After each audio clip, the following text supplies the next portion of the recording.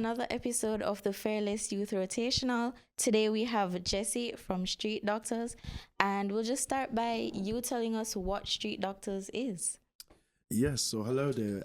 My name is Jesse and I'm here from Street Doctors today. So we are an award-winning national charity who empower young people to become potential lifesavers, but we also instill confidence into young people to keep themselves safe, but also others around them. And how we do that is essentially teaching them emergency first aid skills, and we do that by delivering programs to young people nationwide. Okay, where are you based? So we are based nationwide. One of our biggest hubs and where our office is actually based is in London, but we are operating nationally at the moment with different coordinators taking part and taking care of different areas in the country. Okay. So you mentioned that you give young people skills to help save lives. What exactly does that entail? So what it entails is we focus on two main things when it comes to street doctors. So the reason why we are called street doctors is because we want to educate young people to potentially deal with a situation if they're out in their local community or they're out in their local day-to-day, whatever they may be doing, and the incidents happen. First incident that we like to deal with is a situation where somebody is bleeding out, which links in very much with knife crime incidents. And essentially what we teach those young people in those sessions is what to do in a case where somebody's bleeding out or has a sharp object sticking out of their body, and how to be confident in dealing with that. Because what we understand for a lot of young people is if you are not confident about a situation, you won't deal with the situation correctly, and it could lead to larger mistakes. So we teach them step by step on how to deal with that situation when somebody's bleeding out. But what we also teach them is how to do in a situation where somebody's unconscious. So that also very much links in with drug and alcohol abuse, street violent incidents, and just health reasons as well as to why somebody can be knocked unconscious and how you can deal with that situation. So what inspired these two sessions specifically? Yeah, so it was mainly inspired by the fact that Street Doctors was started by two medical students from Liverpool. They actually saw the need for young people to be more educated around emergency first aid skills, only because they'd seen a lot of incidents happen around young people, and a lot of young people didn't know how to react to these situations. So how we managed to pick these two specific topic is because over the years that this has been delivered to young people, we've done a lot of research and feedback and taken in a lot of data information from what's been affecting a lot of young people nationally as well. And we've noticed that the knife crime incidents where somebody's bleeding out a lot, or the case where somebody can become unconscious, has been two of the main factors that a lot of young people are having to deal with when it comes to emergency first aid incidents as well. So that's how we've kind of redefined what sessions we deliver to these young people, because we see that those two topics or those two areas are a cry out for help, and the young people need a lot of skills and confidence around those two specific areas to be dealing with day-to-day and situations as well. I really like how there is the passion as to why it was started, but also you have the statistics as to why it's needed. Yeah. So tell me, in your previous training sessions, what or which session do you feel like young people gravitate towards mostly? most. Is it like the persons who have bled out or the persons who have been knocked out? I'd say the bleeding out one is definitely more important, especially with the climate that we're in today, where unfortunately a lot of young people are experiencing knife crime incidents. And it's shown that when we deliver this session, a lot of young people engage with it quite a lot, because they understand that as soon as they step out of their comfort zone, or if it is in the school, they step out of their school, anything can happen in their local community, whether it's in the park, whether it's down the road, even at the youth club, incidents can happen where violence does occur. So when we go through the bleeding session, they recognize a lot of the things that we're talking about. So we talk about how bleeding out affects your body. We also discuss the organs, how the organs are affected when you are stabbed, and how to deal with somebody being stabbed and how to reassure them as well, because it's very important that when somebody's going through a moment of shock, that you're able to reassure them. So we teach these young people these elements of how to deal with that situation, and it's become the most popular session that we are delivering at the moment due to the unfortunate crisis that we're in with knife crime in the UK. Okay. I'm actually quite surprised. I thought you'd have said someone who is potentially unconscious. Um, just because you mentioned earlier, it's tend to be persons who are drunk or Hmm. substance abuse. Yeah, But it just goes to show the state that the world or the environment is in, that yeah, they relate more to stabbing incidents rather than someone being unconscious. yeah, Not that either is good, but yeah, yeah, absolutely. yeah. So, have you had any testimonies of persons who have done the training program and it has potentially helped them in a situation in the real world? Yes, absolutely. So there was actually a great testimony that we have from a young person in Bristol Okay. who was actually in one of our sessions not too long ago. And when the session happened, they were very involved, very engaged with the Mm-hmm. session, managed to pick up the skills. And surprisingly enough, an incident happened in Bristol, I believe a month or two after, where somebody was unfortunately stabbed. So this young person actually put those skills to use that we taught them in the session to Right. help this young person stay alive until the ambulance arrives on the scene, Mm-hmm. because that's what we teach them, how to keep somebody alive and how to reduce the bleeding until the ambulance arrives on the scene and can then take over from there. So this young Okay. person actually managed to put those steps into action because we Yeah. actually teach them in Mm-hmm. step-by-step guide on how to reduce the bleeding as well. Okay. And the young person actually came back to us with that testimony to actually show us a bit of praise that we've been out there Mm-hmm. to teach them that session, and he's been out there to be able to go out into the community and help save somebody's life. So that's one of the testimonies that's actually on our website as well, because it's been one of our great testimonies that we've had from the young person that's been involved with our Mm-hmm. charity and has gone out there in this community to help save somebody else's life. So yeah, that's one of the testimonies that I can name off at the moment. Yeah, that's amazing. Yeah. So can you tell us more about your sessions? Yes, Mm-hmm. absolutely. So our sessions at the moment, they do only last 45 minutes to an hour. Okay. We've made it quite compressed so that young people who might not have the longest attention span can also understand what's going on. Mm-hmm. Because for your typical first aid type of training, it could be anything from 3 days up to a week. Okay. We know that takes up a lot of time, Yeah. right? We want to hit the young people where they are and hit them with the straight facts and the straight skills and give them the confidence that they need. So within the 1 hour, we go through what to do in the situation, how you call the ambulance service. That's very important, because you'd be surprised how many young people don't actually know how to call the ambulance service and what to tell them in the situation. So we'll Mm-hmm. go through that. Then we also talk them through the effects of the blood loss and also the effects of being unconscious and how it affects the body and how much time you can have on your hand as well if somebody is in that situation.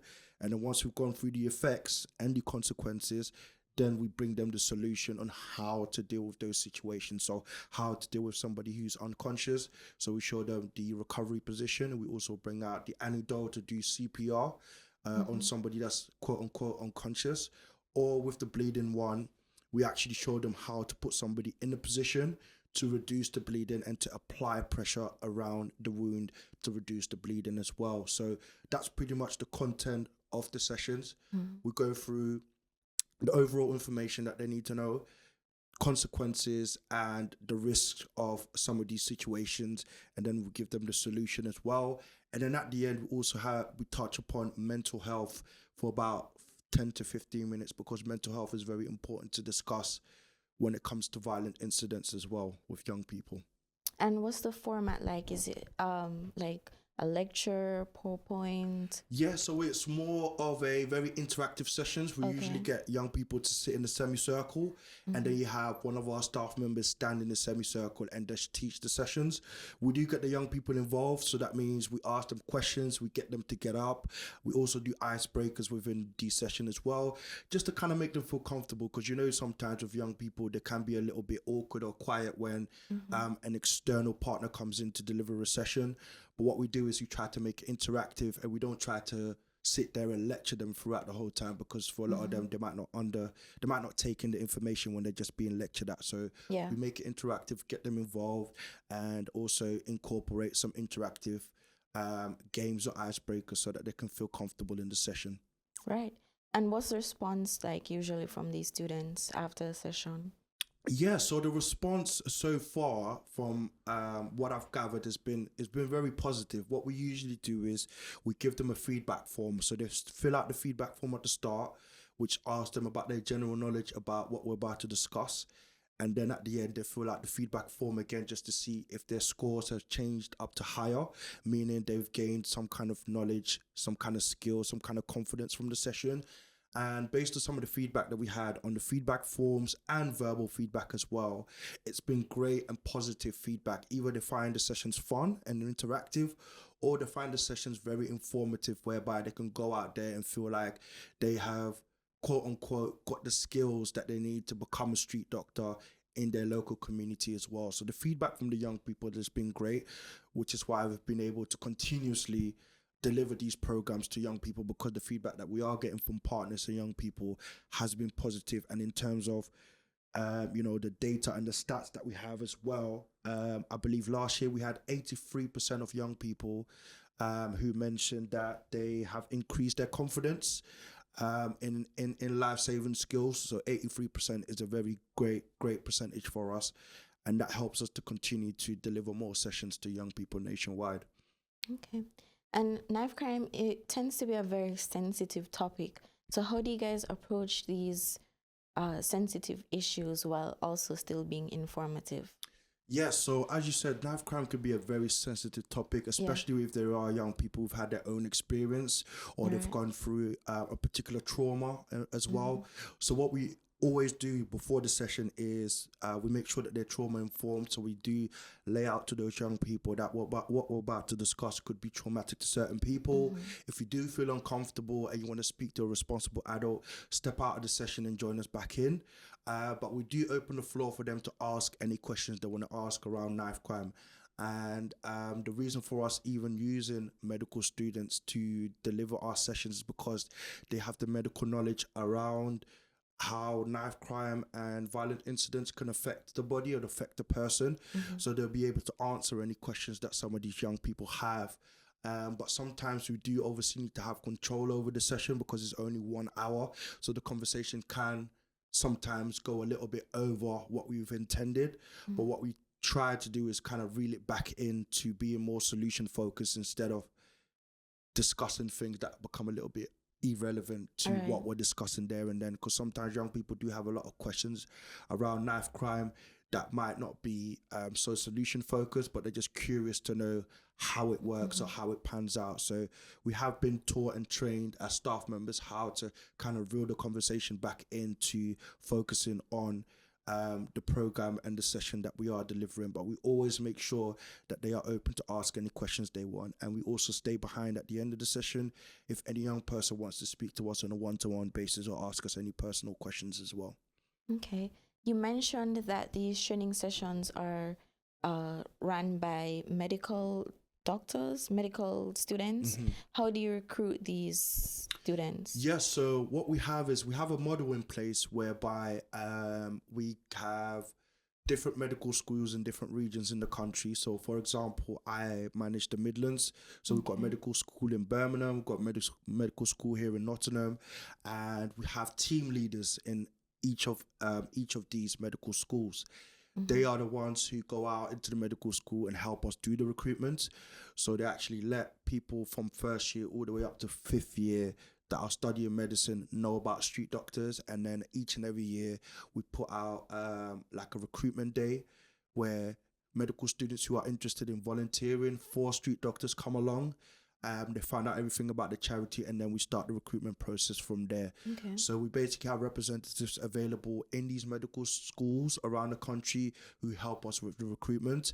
And then for some of them, once they finish medical school and they actually go on to become full-time nurses, doctors, healthcare assistants, they still volunteer for us, because after their work times, whether they work 9 to 5 or they work any other hours, they still dedicate time to come and teach some of these young people in the evenings about the sessions that we deliver. So that's pretty much the structure that we have in place in terms of recruiting volunteers. And also we use stuff like social media, of course, to promote the recruitment of our volunteers, just to get that interest in for our national teams as well. Okay, and only persons with a medical background you allowed to run these sessions? Yeah, so at the Okay. moment we have made it very much just medical student space. There are some of our staff members who come from a youth work background, but Okay. most of our staff who go out to deliver are from a medicine related background, only because that's our unique selling point in terms of we're using young people who are studying Yeah. medicine, Yeah. right, who will end up going to work in the community as well to teach other young people about emergency first aid skill, because one, it helps those volunteers to build their confidence, because working within the medical field you don't always get the experience to work with a large amount of people. Sometimes you might have just a one patient that you see for a few months over and over again, but that doesn't mean you necessarily build a lot of your people skills. So a lot of our volunteers have come along and built a lot of their people skills because they're going out to the community, meeting different young people and teaching them different sessions and giving them different insight and different skills. That's also helping them in their field to become more confident in dealing with people. So yeah, the formula's worked very great so far. I believe we are looking to potentially maybe expand it to other young people in different fields except for medicine, but at the moment it is more medicine related students who work for us as volunteers. Okay. And I don't think I asked the age range for these sessions. Yes, so the age range at the moment is 11 plus. Okay. And that's based on the fact that we've looked at the content that we deliver, Right. and then some of the wording that we use as well. And we feel like the age 11 is kind of more appropriate to understand the content that we deliver. But that's not to say we've never been in a case where we've delivered it to younger aged people, because that has happened as well. And I guess, you know, if they are informed from a younger age, then at least they know what to do if they ever get in a situation further down the line as well. But it is typically 11 aged plus. Okay. And if someone was interested in these training sessions, do you come to them, or do you have an office or somewhere where you typically keep these sessions? Yeah, so in terms of the sessions, we actually go out Okay. and deliver it to wherever the interest is, whether it's in a school, a youth club. Like last week, I was working here in Nottingham, and I was working with Nottingham Forest on the football pitches. Okay. And I just did the session whilst they were playing football. When they had a break, they'd come over to me at the table, and I just did a quick 30-minute session for them, and then they went back to playing football. So we literally go anywhere where young people are, if it's in a care home, if whatever type of facility young people are in, we go out there and deliver those sessions to them. Okay, sounds good. So, what's the long-term goal for street doctors? Are you interested in maybe potentially being an actual course that is taught in schools or something along those lines? Yeah, I mean, the long-term goal for us obviously is to continuously reach as many young people as possible. Right. Last year we did 13,000 young people in terms of young people that went through our program and who actually benefited from our program, and we want to Yeah. continue to grow that on a more national level. In terms of program itself, we are developing more programs that we want to get more involved with young people. I know we are working on a pilot called Young Leaders. So what that is training young people like yourself within the community to potentially become the young leader in their community who can teach other young people as well to become young leaders or lifesavers. So Right. that's a program that we're working on. I know in the schools we do run a long-term program at the moment, and that goes on for about 6 weeks. Okay. The program does, and what we do is we come into the school each week, and we kind of teach them a whole different topic around emergency first aid, and also around health consequences, and also how to become a potential youth worker if you want those things. So I know for our long-term goal is to expand, to grow, to reach more young people, but also just to build more partners and get more funding to do what we do. Because I know the more funding we get, the more work we could go out there and do in the community, and the more benefit it will be for our young people, and essentially reduce violence, because that's what we're really trying to do. We want to educate young people so that it will reduce the amount of violence that happens nationally, and that will continuously be our goal. The more young people we reach, the more violence will be reduced, hopefully, Right. or Yeah. more young people will be more confident in saving a life, or they'll think more about the consequences of carrying a weapon or being involved in a street fight or being involved in anything that could lead to extreme violence as well. So I know for now, in the next 5 years, that's our goal, to continuously grow and impact more young people and build more partnerships with networks, and hopefully somewhere down the line, potentially even work more with the government to do more for the young people nationally, because that's what we're all about. We were made by young people for young people, so that will always be our focus as long as we're around as a charity. Okay, sounds good. And how can organizations reach out to you if they're interested in a session? Yeah, so by all means, I mean, in terms of getting in touch with us, we have got a website. So if you go on streetdoctors.org, there is all our information there. You can get directly in touch with me as well. So we have different coordinators for different areas. I look after the Midlands. We've got someone who looks after the North and the South as well. So if you just go online and type Street Doctors, you can find our details. My phone number will be available. You can give me a direct call and I can give you information about how to get yourself booked in. And in terms of for funders, we're always looking for funders who want to support what we do and give us more fund to go out into the local community to deliver more sessions to young people. So an example I could give to you is we're currently working with a construction company called Glen Carr Foundation. They've given us quite a bit of money to do some sessions nationwide, and they're basing it off the fact that wherever they do work as an organization, they want us to go there and find a youth organization where we can deliver the session to as well. Yeah. So for any funders that might be, interested in us delivering more emergency first aid skills to young people, by all means, reach out to myself or any of the other contacts, or if you know about any funding pots that we can apply for as a charity to be able to do more work, then by all means, feel free to reach out to me. My email I'll make available as well for anyone to reach out to me and get in contact so that we can partner and work together. Okay, just two more questions before we end. Yeah. What's the most powerful thing that you've witnessed while doing these sessions? Wow. It's a big question. It is a big question, yeah, because there's been quite a few, if I'm very honest. Oh, really? There's been quite a few. I think it's been, one, the impact that you have on the young people. That's one main thing. I've had the opportunity to go out there and deliver the sessions myself. So what that means is I've had the opportunity to stand in front of young people, deliver the session, and just see how they take in information, and you can see that they have gained something from the session.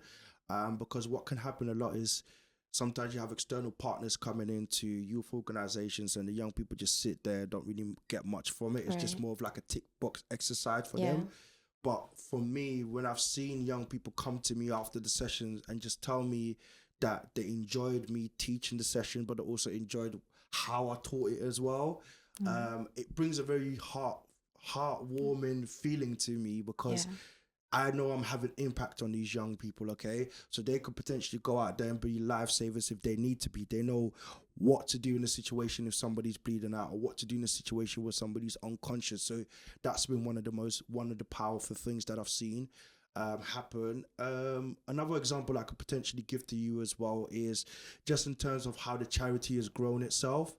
And that's maybe because of the need of that we're in. So because there has been quite a big rise of violence amongst young people, there has been a need for more services to intervene and bring in solutions and bring in more answers. And it's been powerful to see that there's been more partners reaching out to us to be involved with young people, because they can see the work that we're doing. So our work isn't just something that is spoken about, but it's actually proven to actually make a difference due to the data that we're receiving from young people and partners, but also just due to the conversation that we've had with some of the funders, and they've come back to us and said, you know what, you guys have done amazing work based on the feedback that we had from partners. We want to give you more money to do what you're doing. And that's powerful to see as well, because if somebody comes to you and wants to give you more money to do what you're doing, then clearly the solution that you have is bringing some results. And that's a powerful thing for me to see, because I know for young people, there's always a lot of empty promises, or there's a lot of conversations around answers, but they're not really answers that seem to work in real life. right? But we have brought a solution that actually does work in real life, and we are continuously seeing young people benefiting from what we're delivering. So I'd say those are the two main powerful things that I've Right. seen in terms of evolving with young people, and also the partners that we work with as well. Yeah, and I can tell how passionate you are. Yeah. It holds a very, very It's dear to your heart. yeah, Right. it's very dear to my heart, especially because I've been a young person before. We're all young Yeah. people here, and we know what it can be like, living in our community, going through your day to day, and if someone comes around and gives you information that changes you or that adds to you, adds to your values, adds to your skill set, it's much appreciated to that person. So I definitely, it holds very dear to my heart in Okay. terms of what we are doing and the solution that we're bringing to young people. And the very last question is, if there's one takeaway that you hope these young persons leave with each session, what would that be? One takeaway I would say is anyone can be a lifesaver. Anyone can fall into a situation where violence can occur. However, there are always people around to support. I always tell young people that because sometimes I know the world that we live in, a lot of young people can feel quite alone when they're going through their struggles, when they're going through their pain, when they're going through whatever trials and tribulations they're going through. But my main message is always that there's people around to support. There are services around to support. If those services don't work, then find somebody that you can deem as your role model. Me stepping into this particular role or position is because I want to be a role model to other young people, to show them that we can make a difference if we all stick together, if we all share information together about life, about things that happen in our day to day. So I'd say that would be one of the main pieces of advice that I'll give to young people, that you are not alone, even though sometimes it might feel like it. There are people there who care and want to support and want to give you the skill set and the confidence that you need to advance to the next level. And that will be my message to young people out there. So yeah. Okay. Thank you so much for joining us. Thank you. It's been absolutely So, amazing. It really has been. Commend what you guys do. Continue doing it. Thank you. Because it's needed, and this is how young people get to hear about what's going on in their local area or what's going on in their country. So very much appreciated for inviting me today, and it's been a pleasure to speak to you as well. Yeah, of course. So we'll leave all your links in the description below. Yeah. So thank you for listening to this episode. Bye, guys. Thank you so much, guys. Bye.